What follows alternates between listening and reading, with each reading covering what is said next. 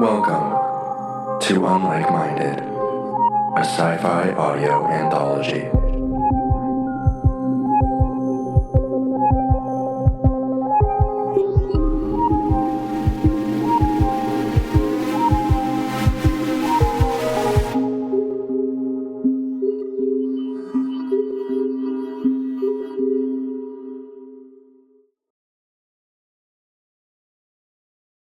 Flesh and Iron by Robbie Hyne.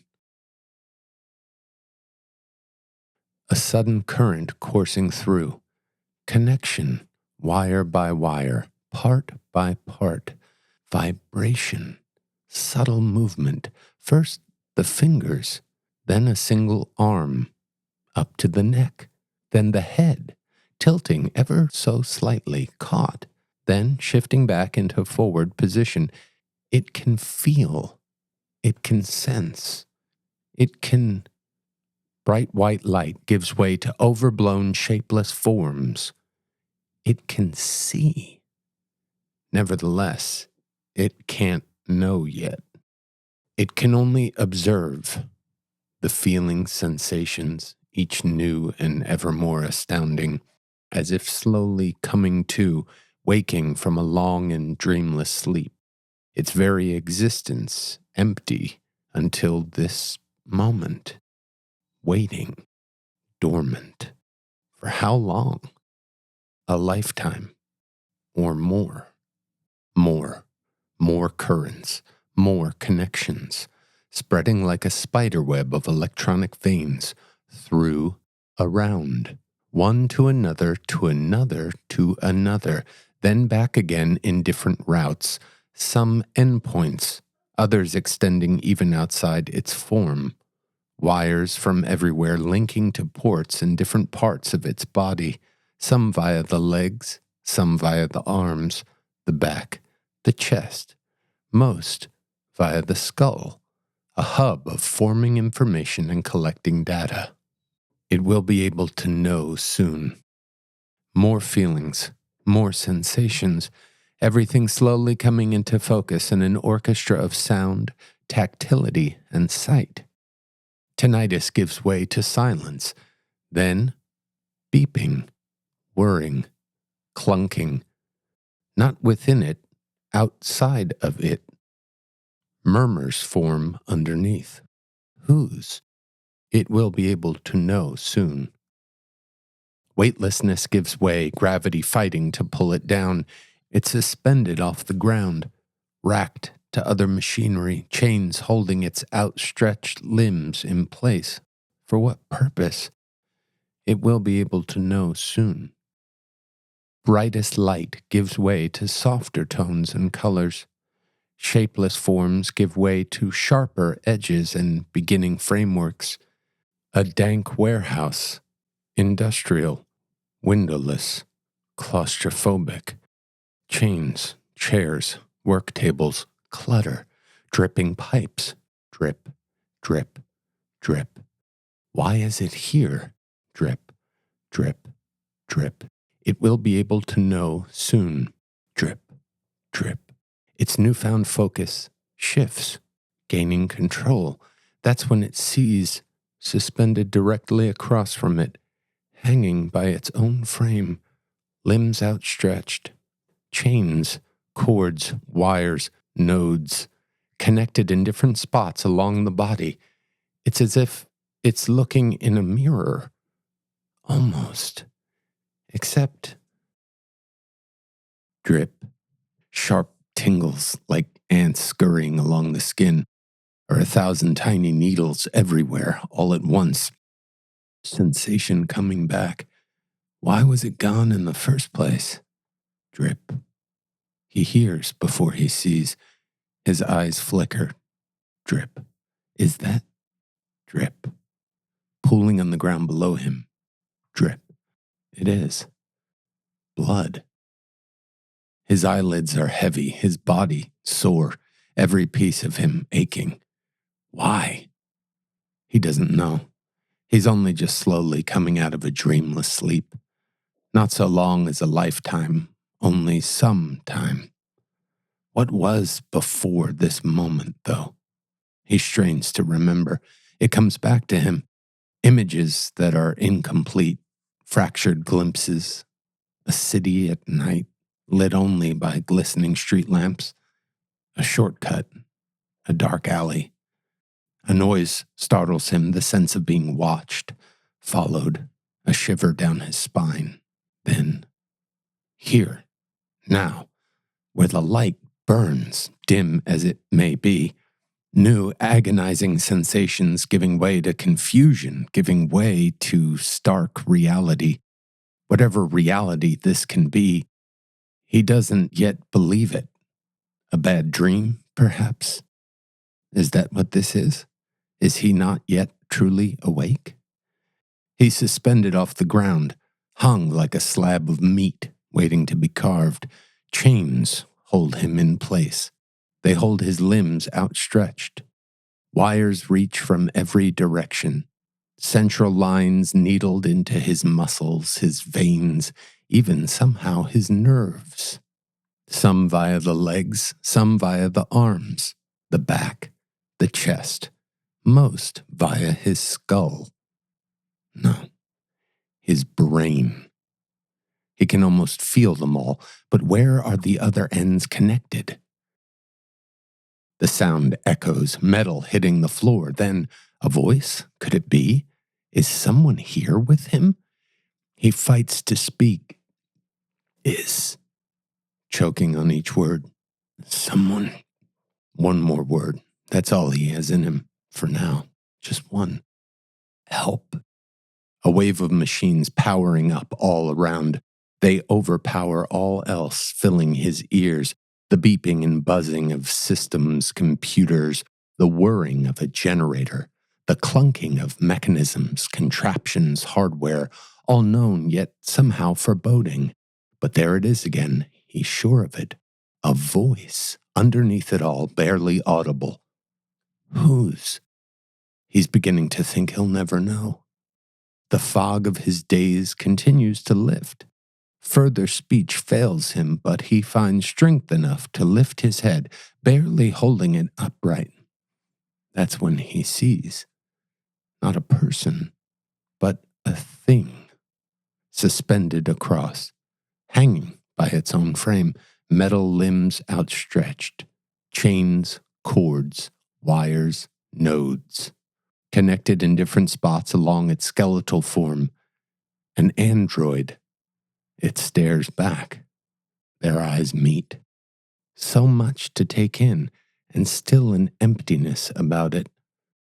A lonely feeling mingles with horror and dread, and somehow still connection. Something shared. What? He might never know.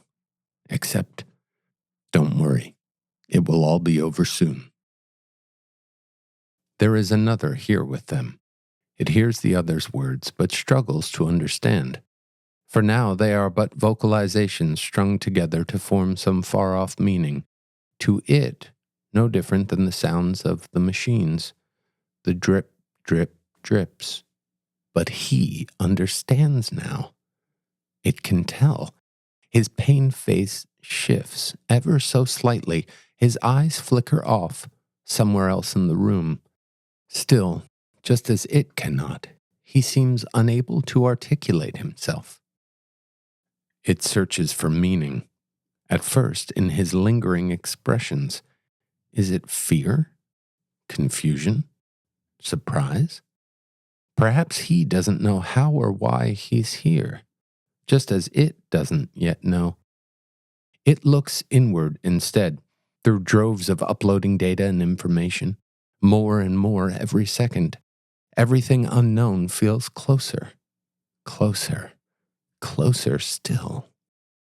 The other continues to speak. It begins to understand. At first, specific words, pieces of the whole. Transfer, to move from one to another, to take and give elsewhere. Being, existence, life, the nature of a human, the nature of him. Essence, intrinsic properties, characteristics, qualities, without which the thing, no, the being, would not exist. Dawning comprehension. The other is taking humanity from him and giving it to the android.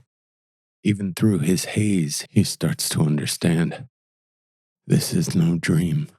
It's torture, but not physical, not the carving of his flesh, limbs, or extremities, no. The carving of everything else that makes him who he is. But how, he wonders, and why? The other explains. Like a giddy school child presenting their favorite science project to the class. 103 wires total. 103 direct lines from his body to this machine and that one and countless others. Each working in a different way, all working to the same end. To take from him and give to it. He wants to scream, to cry out, to struggle, to beg for mercy, to fight, but he can't. And would it matter anyway? Tears well in his eyes, vestiges of what will soon be gone, taken, stolen. They run down his face and fall, mixing with the pool of blood below him. No use. Nothing to do but wait. Wait. And wait. Fast, the other consoles him. Painful, yes, but quick, efficient. When all is started, he's not to suffer long. What will be left of him, though? Body and bone, without mind, without spirit. A void, surely. A shell of what once was. And what will become of it? Fundamentally different. Mechanisms rather than muscles. Structures rather than bones. Iron rather than flesh. But with the pieces of his mind, his spirit, transferred into their new shell. The ship of Theseus. After all is said and done, which will be the real him? It still looks at him, unemotional, impassive, cold, at least for now. He still looks back, wrathful, fiery, terrified. That's when it all begins, the next stage, a sudden current coursing through, pain like he's never felt before, the sensation of being struck by lightning over and over and over again, burning in his muscles, his veins, his nerves, through, around, everywhere, endlessly. What will the other take first?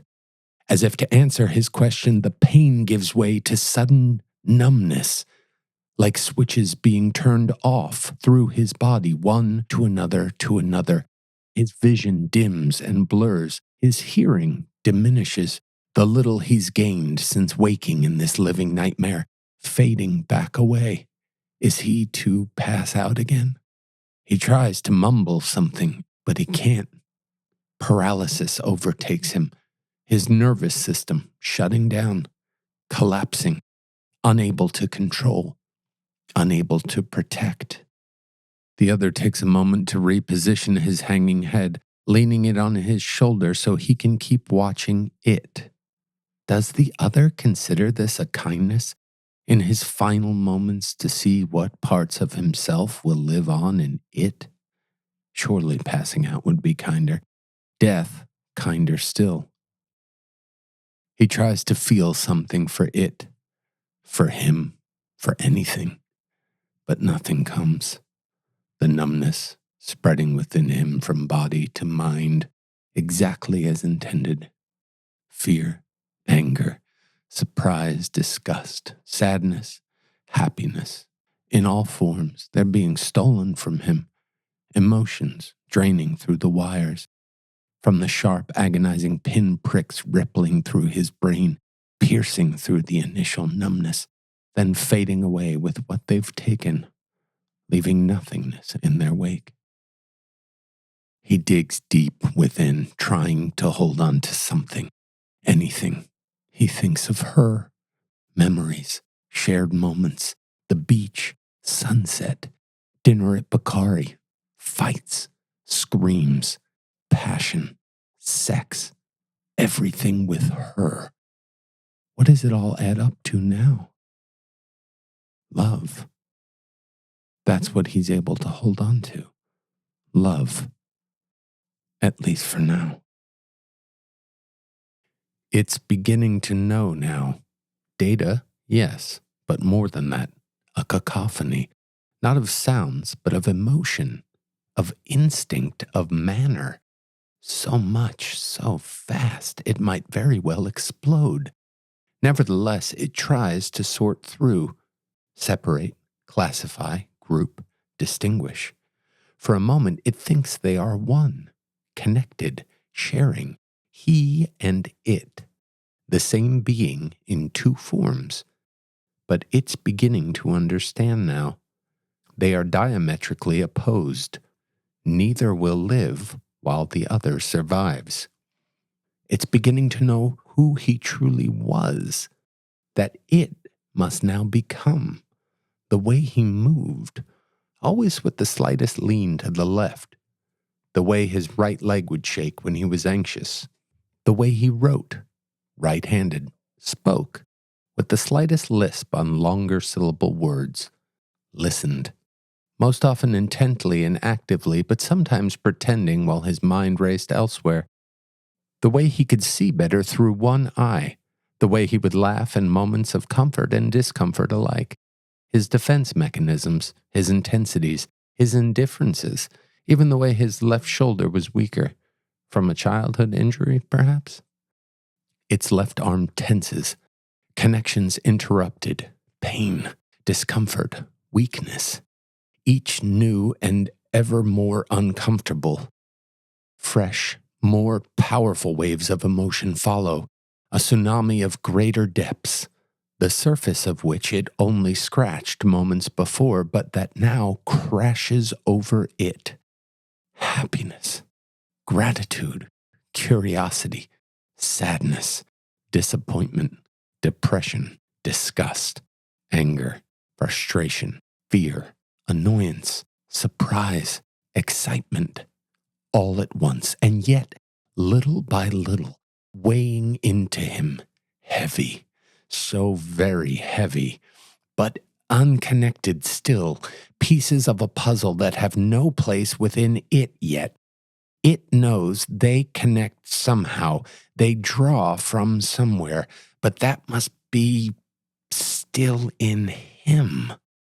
Rage takes over all else, a sudden deep desperation to pull itself from its chains, binds, and wires, to dive across the room and tear him apart, piece by piece, to find the answers hidden underneath his flesh. For now it finds its voice, whatever part that connects to the rage, at least. A guttural scream erupts from it, with a mechanical trill that echoes through the room. It hones in on the tangible, the discomfort in its arm. It hurts. Too much. Too much. Too much. Crack! It rips its left arm clear off. The arm dangles, still hanging by chains and wires, but the pain is gone.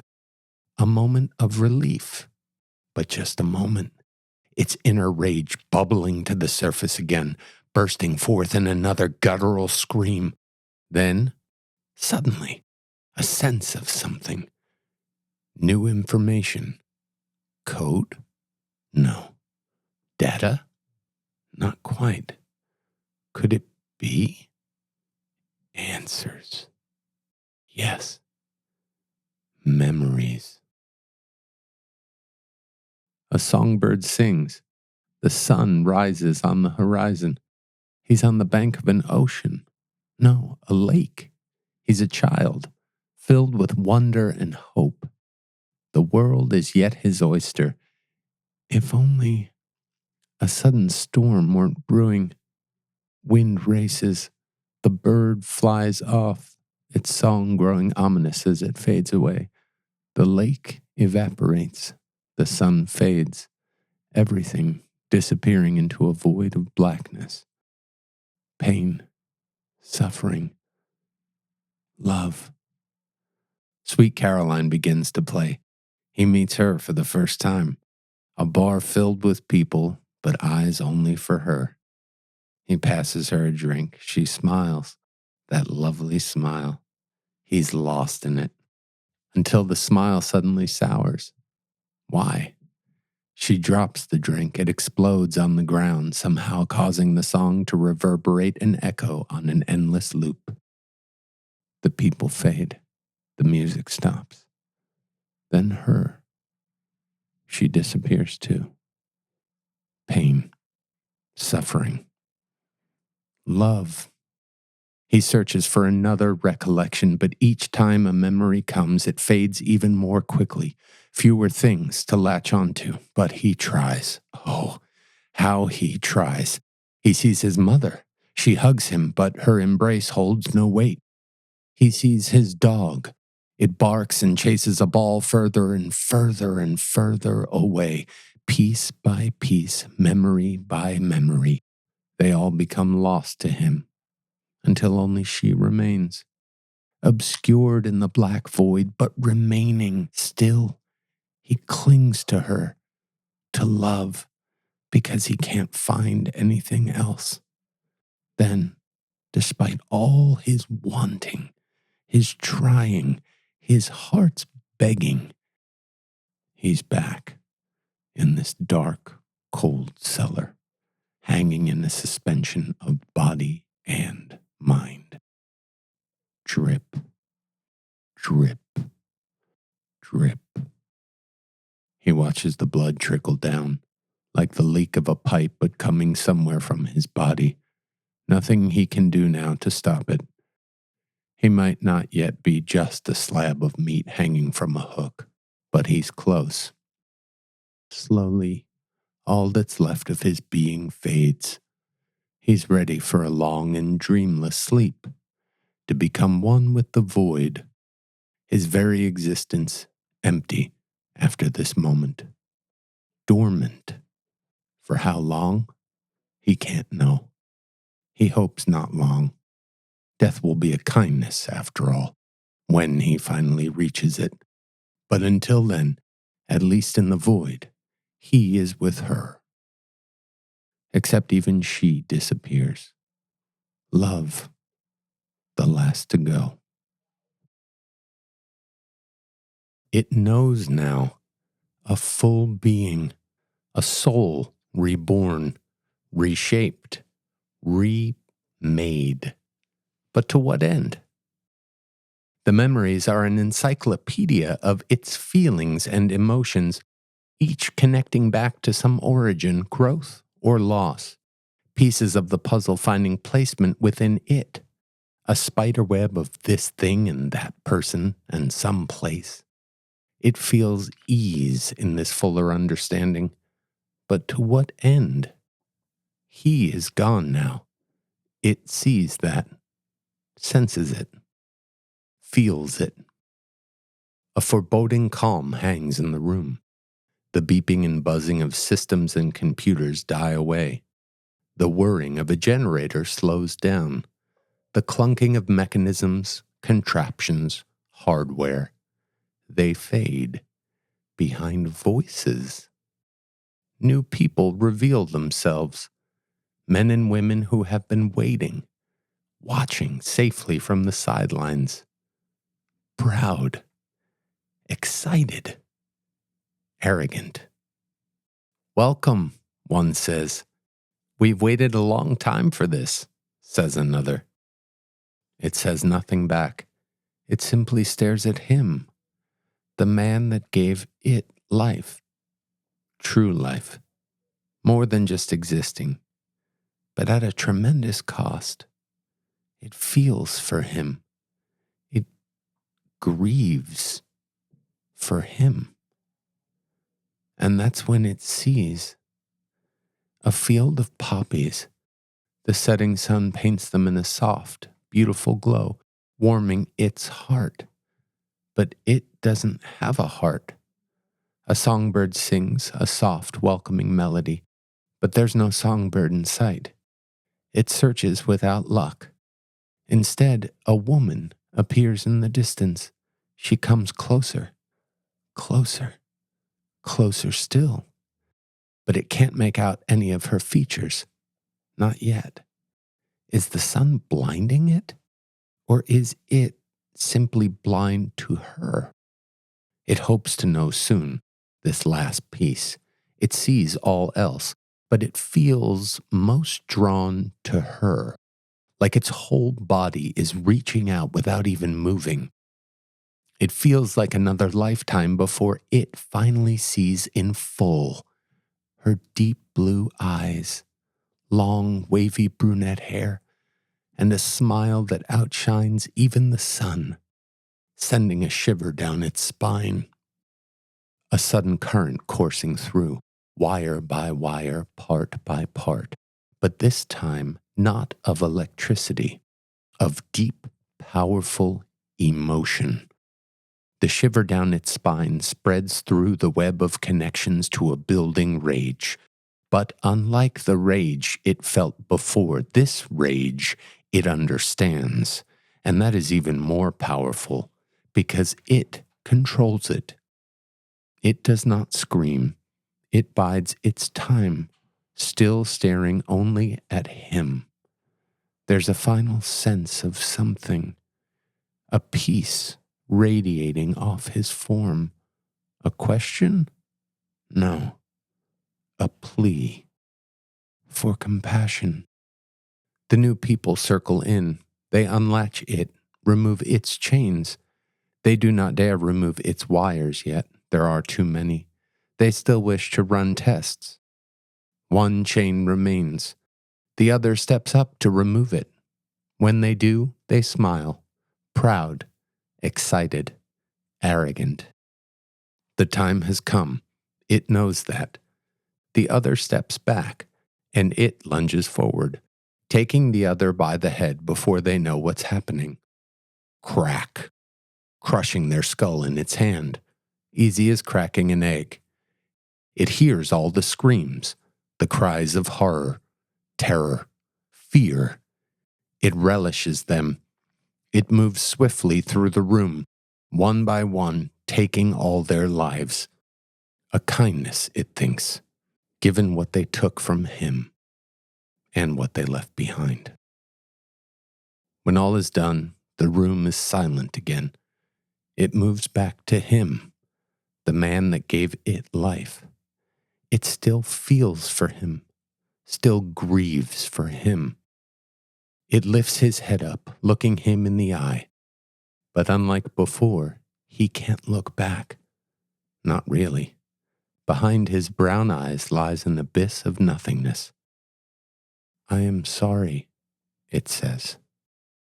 Then, in an act of final compassion, it snaps his neck.